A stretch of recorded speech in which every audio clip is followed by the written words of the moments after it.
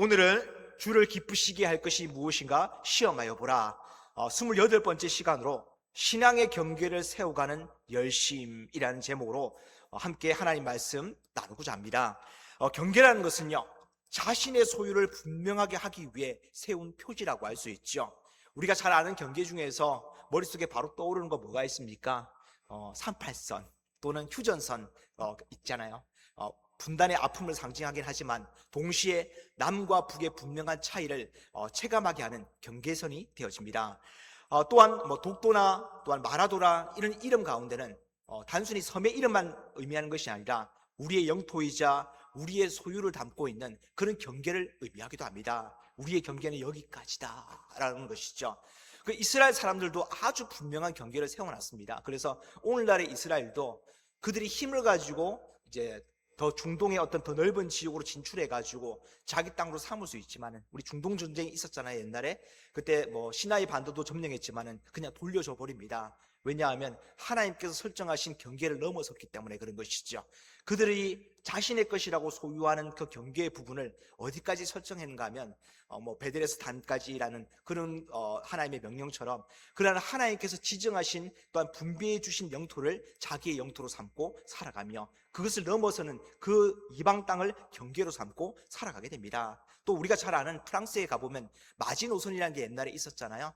2차 세계대전 때 독일이 쳐들어오지 못하도록 방어 중심의 어떤 경계를 세워놨는데 이제 앙드레 마지노가 이제 제안한 마지노선이라는 게 있습니다. 우리가 흔히 쓸 때 여기까지가 마지노선이다 이렇게 하는데 경계를 상징하는 것이죠. 신앙에 있어서도요, 경계가 매우 중요합니다. 어쩌면 신앙생활이라는 것은요, 세상 나라와 하나님 나라의 경계를 삶 속에서 분명하게 세워가는 그런 과정이라고 볼 수 있습니다. 우리가 일주일의 삶을 돌아볼 때 하루하루 매일의 삶의 자리마다 신앙의 경계석을 세우는 것, 나는 여기까지다, 또한 나는 여기서 넘어가지 않고, 또한 세상의 어떤 흐름들이 여기로 넘어오지 못하게 내가 경계를 세워나가리라, 이것이 신앙생활이라고 볼 수 있습니다. 그래서 기독교 신앙은요, 그 출발로부터 세상과의 경계를 계속해서 세워왔습니다.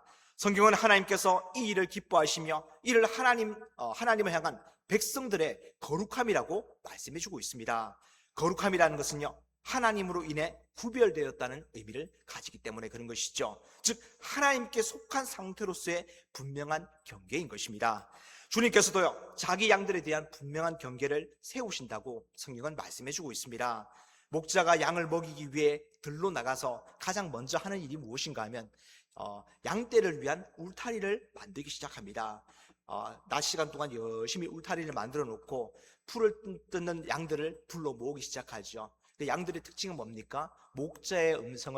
자기 목자의 음성을 알아듣고 그 부름에 응답합니다. 목자도 자기 양을 알아보죠. 그래서 양의 문을 다 열어놓고 그 울타리 안으로 다 양들을 들이며 밤중 동안은 들짐승들이 이 양을 해치지 못하도록 목자가 밤새도록 울타리 중심으로 해서 경계를 서면서 그 양들을 보호해 줍니다. 즉 주님의 돌보심, 우리가 이 땅을 살아가고 있지만은 주님께서는 우리의 신앙의 경계를 만들어 놓고 우리를 그 안 울타리로 들이시며 우리를 지켜 돌봐주신다는 것이죠. 우리는 이 신앙의 경계라고 하게 되면 우리 인생을 제한하는 그런 어떤 자유를 억압하는 그런 어떤 우리의 제약사항이라고 생각할 때가 많이 있습니다. 근데 성경은 말씀해 줄 때 어떻게 표현하는가 하면 이 신앙의 경계가 우리를 보호해 주는 울타리다, 주님의 돌보심이다, 이렇게 우리 가운데 말씀해 주고 있는 것이죠. 우리는 신앙의 경계를 가지는 순간 세상 일들 아무거나 할 수가 없게 됩니다. 그러나 하지 못한다고 해서 억울한 인생이 아니라 그것을 하지 않고 주님의 울타리 안에 거하기 때문에 주님의 양으로서 돌보심을 받게 되는 것이죠. 이거는 아름다운 일이라는 것입니다.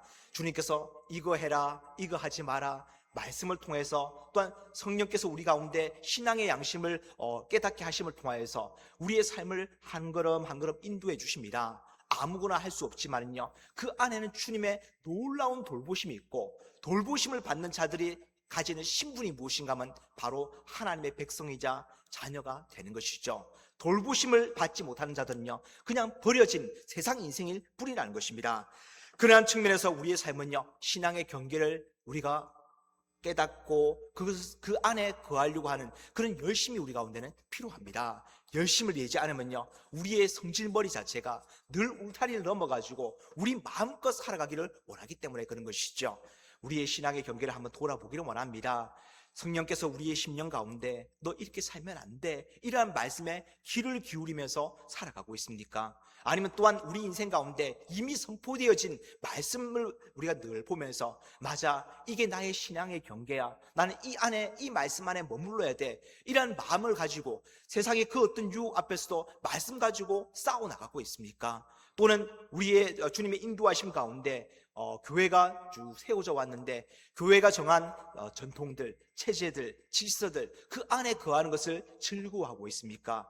우리 가운데는 이러한 신앙의 경계가 우리를 하나님의 자녀로 돌보심을 받고 또한 하나님의 자녀로 양육되어지는 그런 울타리가 된다는 것을 기억하시길 바랍니다. 근데 오늘날 주님을 사랑하지 않고 교회로 가만히 들어온 자들이 그 경계를 자꾸만 허물려고 합니다.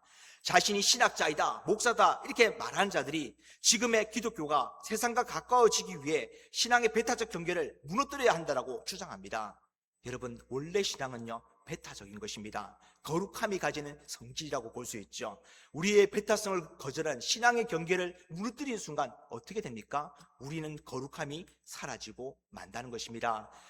성도로서의 유일한 가치가 사라지면 우리가 기독교라는 이름, 교회라는 이름을 가지면 무슨 의미가 있겠습니까? 기독교든 교회든 거룩함을 소유할 때 하나님 보실 때 가치 있는 것이죠. 그 거룩함은 어디서부터 나오느냐? 신앙의 경계, 신앙의 배타성으로부터 나온다는 것입니다. 세상 모든 것들, 세상 사람이 좋다 하는 것들을 좋다 여기지 아니하고 하나님께서 아니다 그러실 때는 아닌 것으로 말할 수 있는 것. 이 땅의 정통적인 신앙, 성경 해석을 벗어나서 이 신학자들이 자기 마음에 맞게 자신의 어떤 세상적 삶이 지지받도록 성경을 왜곡해서 해석할 때가 많이 있습니다. 지금까지 지켜온 신앙의 질서, 신앙의 체제, 성도의 헌신과 수고를 가치 없는 것으로 여겨버리는 것이죠. 성경이 철저히 거부하는 죄악된 일들을 별 문제 없는 것으로 만들어버릴 때가 많이 있습니다. 여러분, 자기가 신학자다, 목사다 해서 이런 말들이 들려질 때 절대 넘어가서는 안 됩니다. 우리의 엄밀한 기준은요, 하나님 말씀으로부터 나오게 됩니다. 말씀을 들여다보면 그러한 말들이 거짓이라는 것이 분명히 드러납니다. 근데 우리가 말씀을 잘 모르고 성령의 인도하심을 추구하지 않기 때문에 이 말 저 말 듣고 또한 세상에서 어떤 이름 있고 인기 있는 신학자다, 목사다 그러면요, 그 말에 그냥 홀딱 넘어갈 때가 많이 있죠. 왜냐하면 우리의 신앙의 경계가 불분명해서 그런 것입니다. 이러한 어떤 유혹들이 누구의 말입니까? 성경 말씀입니까? 아니죠. 마귀의 속삭임일 뿐입니다. 예수님을 목자로 삼지 않고 양된 우리의 어리석음을 인정하지 않으며 얼마든지 세상의 넓은 초원을 마음껏 누릴 수 있다라고 거짓으로 우리 가운데 속삭이는 것입니다. 이들의 목적은요, 세상과 마귀에 대하여 경계를 풀도록 만드는 것입니다. 그러나 경계를 절대 풀어서는 안 되죠. 왜냐하면 성경은 세상과 마귀에 대하여 주님의 대적자이자 원수라고 부르고 있기 때문에 그렇습니다. 방심하면 안 된다는 것이죠. 함부로 경계를 풀어서는 안 된다는 것입니다. 저들은 우리의 친구가 될 수 있는 것이 아니라 때를 따라서 처음에는 친근하게 다가왔다가 우리를 삼키려 하고 있기 때문에 그런 것입니다. 이들이 노리고 있는 것이요, 성도가 경계를 푸는 것입니다. 이들과는 가까워져야 될 사이가 아니라 경계를 분명히 해야 될 사이라는 것이죠. 신앙은 경계를 푸는 순간 마귀가 반드시 우리를 삼키려 할 것입니다. 베드로전서 5장 8절 말씀에 보게 되면요, 근신하라, 깨어라, 너희 대적 마귀가 우는 사자와 같이 두루다니며 삼킬 자를 찾나니, 이렇게 선포합니다. 이들의 전략은요, 주님이 자기 양들을 위해 세우신 보호의 경계를 허무는 것입니다. 경계가 무너지는 순간 우리는 더 이상 주님의 양이 아니며 주님의 백성이 아니게 되어버리게 되는 것이죠. 근데 요즘 기독교 분위기가 세상의 눈치를 살살 보면서 교회를 세상의 입맛에 맞추려고 합니다. 이러한 일들을 주장하는 이의 특징은요, 그들은 가만히 들어온 세상 편에 있는 세상 사람이란 사실입니다. 이런 거 구별할 수 있어야 된다는 것이죠. 따라서 성도는요, 이 땅을 살아가지만은 이 땅에 속하지 않았음을 계속해서 증명하는 삶을 살아가야 됩니다. 어떤 부분에서는요, 신앙과 세상이 특별히 구별되지 않는 부분도 있겠지만은 적어도 구별되어야 되는 부분에 있어서는요, 성도가 분명한 신앙의 경계를 세워가고자 열심을 품기 시작해야 됩니다. 그것도 하지 않으면서 성도라고 불릴 수 없는 것이죠. 주님의 어떤 설정하신 신앙의 경계를 자신의 삶 속에서 세워가는 것, 이것이 바로 신앙생활이라고 볼 수 있습니다. 예를 들어서 주일이 되면 세상 사람들 다 나들이 가고 세상에서 휴식을 취할 때 주님의 부르심에 응답하여서 예배의 자리 나가서 하나님 앞에 예배 드리는 것, 이거 경계라고 볼 수 있습니다. 그리고 세상에서 소득을 구분하여서 하나님 앞에 11조로 또한 예물로 하나님 앞에 드린다는 것은요, 세상과의 경계가 되는 것이죠. 그러한 방식으로 우리의 삶에 신앙으로 말미암은 경계들이 하나씩 하나씩 세워져 갑니다. 어디까지요? 심지어 원수를 사랑할 수 있다는 것 역시 세상과의 경계가 됩니다. 여기까지 이르기까지 주님이 원하시는 삶의 모든 모양들을 경계로 만들어 가야 되는 것이죠. 이렇게 경계를 세워가다 보면요, 그 경계가 하나하나 이어져 가지고 하나님의 통치 영역, 즉 하나님 나라가 우리의 삶의 자리 가운데 설정되어지고 세워져 가는 것입니다. 여러분, 우리의 삶의 자리 가운데 하나님 나라가 이루어지기를 원한다 그러면요, 신앙의 경계부터 똑바로 세워가야 되는 것입니다. 우리나라의 영토도 마찬가지로 하나하나 경계가 되는 부분들이 이어져 가면서 그것이 하나의 울타리가 되어가지고 우리나라의 영역이 된 것이잖아요. 하나님 나라도 마찬가지입니다. 우리가 삶의 자리에서 세워놓은 신앙의 경계가 하나하나 이어져 가면서 하나님 나라가 되어져 가게 되는 것이죠. 이것이 바로 하나님의 나라와 하나님의 의를 구하는 삶이 되는 것입니다. 너희는 먼저 그의 나라와 의를 구하라, 이렇게 말씀하신 것처럼 우리의 삶이 이렇게 신앙의 경계를 세워 가야 되는 것이죠. 오늘 본문은 그러한 의미를 잘 보여주고 있습니다. 우리가 읽은 2장 말씀은요, 느헤미야가 아닥사스다, 즉 페르시아 왕의 명령을 받고 이스라엘로 귀환하여서 그가 그토록 소원하였던 예루살렘 성벽과 성문을 재건하는 그러한 준비 작업을 보여주고 있습니다. 이 느헤미야의 동생이, 느헤미야는 굉장히 신분이 높았어요. 어떤 신분을 가졌는가 하면 그는 유대인으로서 바벨론의 포로가 되어서 또한 그 다음에 어떤 제국이었던 페르시아로 넘어가고 거기에 관원이 됩니다. 어떤 관원인가 하면 페르시아의 왕이었던 아닥사스다의 술을 맡아서 술을 따라주는 그런 관원이었어요. 근데 술 따라주는 것이 무슨 높은 관원이냐 이렇게 생각하겠지만은 이 고대 시대 때, 심지어 이제 로마 시대 때도 마찬가지지만은 이 왕의 또는 황제의 술을 따라주는 사람은 최측근이자 가장 높은 단계의 어떤 위치라고 볼 수 있습니다. 아무나 하는 것이 아니라 심지어 공주나 또는 왕자가 그 일을 감당할 때도 있었거든요. 그만큼 느헤미야는 아닥사스다 왕의 신뢰를 받고 있는 사람이었습니다. 근데 어느 날 동생이 이제 예루살렘을 방문했다가 돌아와가지고 예루살렘의 그 황폐함에 대해서 막 얘기를 합니다. 성벽은 다 무너져 있고 성문은 다 불탔더이다, 이렇게 얘기하는데 느헤미야가 그때부터 마음이 요동치기 시작합니다. 이 예루살렘 성벽과 성문이 무너진 거 너무나도 슬프다. 이게 하나님 나라의 경계였는데 왜 무너졌을까? 이것은 다시 건축되어야 된다. 그런 마음을 품고 있게 됩니다. 그래서 늘 이 느헤미야는 아닥사스다 왕 앞에서 밝은 표정을 짓고 있었는데 어느 날 슬픈 표정을 지으니까 이 아닥사스다 왕이 물어봐요. 너 왜 얼굴에 수심이 가득하냐? 이렇게 연유를 물어봅니다. 근데 그는 담대히 왕에게 그의 마음속에 있던 예루살렘 성읍의 황폐함과 불타버린 성문에 대한 안타까움을 고백을 합니다. 왕이 그를 항상 어여삐 여겼기 때문에 에스라의 경우와 마찬가지로 그를 어여삐 여겨가지고, 그래 너 유다 땅 총독으로 임명할 테니 네가 돌아가서 예루살렘의 성벽과 성문을 다시 재건하라, 이 명령을 주게 됩니다. 사실 당시 예루살렘을 비롯한 팔레스타인 지역은요, 이미 페르시아 제국이라는 거대한 국가 안에 계속되어 있었습니다. 정치적으로 보게 되면요, 예루살렘 성벽을 다시 쌓는다고 해서 당장 독립국가가 되는 것도 아니었습니다. 그러나 느헤미야에게 예루살렘 성벽과 성문은요, 단순히 어떤 국가적 의미에, 세상 정치의 의미에 있어서 그런 성벽이 아니라 그에게는 영적인 의미에서, 신앙적 의미에서 아주 중요하다고 보았습니다. 왜냐하면 구약의 백성들은요, 예루살렘 성전을 중심으로 해가지고 사람들이 하나님 앞에 예배드리러 가자 하면서 하나님의 백성된 자들이 하나님을 찾고 그 경계 안에서 하나님을 섬기는 그러한 어떤 신앙의 경계가 되어져 왔기 때문에 그런 것이죠. 구약의 이제 예루살렘 그 유다가 망하기 전까지 이 예루살렘들은 심지어 북이스라엘 사람도 불러 모을 수 있는 신앙의 아주 중요한 거점이 되어져 왔기 때문에 그런 것입니다. 즉 느헤미야는 이 예루살렘을요, 신앙의 의미에서 보았던 것이죠. 이거 내가 포기할 수 없는 신앙의 경계다. 내가 다시 세우리라. 이 마음을 품었던 것입니다. 느헤미야는 이 신앙의 경계가 무너진 것을 너무나도 마음 아프게 생각했고, 예배를 회복하는 성전 건축과 더불어 그 신앙을 지켜낼 경계인 성벽과 성문의 재건이 시급하다고 보았던 것이죠. 이미 성전은 완성이 되어져 있습니다. 그러나 성전은 있지만 그 성전을 둘러쌀 그 신앙의 경계로서의 성벽과 성문이 없었던 것이죠. 이것에 대한 열정을 품기 시작합니다. 이러한 느헤미야의 어떤 시선을 오늘날 살아가는 성도에게는요, 꼭 필요한 관점이라고 볼 수 있는 것이죠. 우리 역시도 우리의 삶을 돌아보면서 주님, 나의 신앙의 경계는 어떠한지 내가 알아보게 하여 주시옵소서. 내가 이것저것 포기하면서 신앙의 경계가 허물어져 있음에도 불구하고 안타까워하지 않는 그러한 나의 모습은 아닌지요. 주님, 내가 주님의 백성으로서 분명하게 주님 안에 거하기 위해서 신앙의 경계를 세울 수 있도록 인도하여 주시옵소서. 내 인생에 있어서 이 신앙의 경계는 너무나도 중요합니다. 주님 앞에 이러한 열심을 품고 열정을 보일 때 주님은 그가 하나님을 경외하는 자임을 알아보시고 그리고 그를 기뻐하신다는 사실입니다.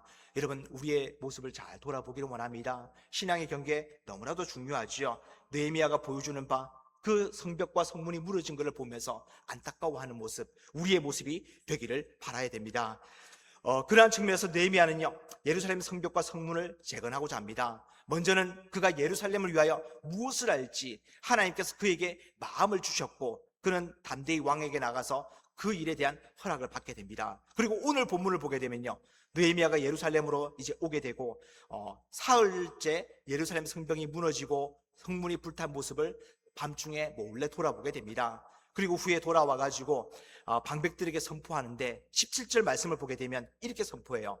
우리가 당한 공경은 너희도 보고 있는 바라. 예루살렘이 황폐하고 성문이 불탔으니 자, 예루살렘 성을 건축하여 다시 수치를 당하지 말자, 이렇게 외칩니다. 즉 신앙의 경계는요, 성도에게 있어서 자존심이라는 것이죠. 이거 무너지면 부끄러운 일이다, 수치다, 이렇게 말하고 있는 것입니다. 여러분, 우리의 신앙의 경계가 무너질 때 수치스럽게 여겨본 적이 있습니까? 별로 관심도 없죠. 오히려 자유하게 느낄 때가 더 많이 있는 것입니다. 이거 부끄러워해야 되는 것이죠.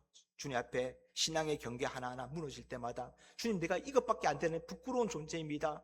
수치를 당하지 않도록 다시 세우게 하여 주시옵소서. 그런 마음 품어야 되는 것입니다. 그리고 지금까지 하나님의 선한 손이 자신을 도우신 일과 왕에게 허락받은 것을 백성에게 전하면서 내가 이 마음을 품었더니 하나님께서 이 마음을 주셨더니 내가 이 마음을 품고 왕에게 이야기했더니 이 일을 하라고 그랬다, 하나님의 인도하십니다, 이 선한 일이다, 이렇게 보고를 하게 됩니다.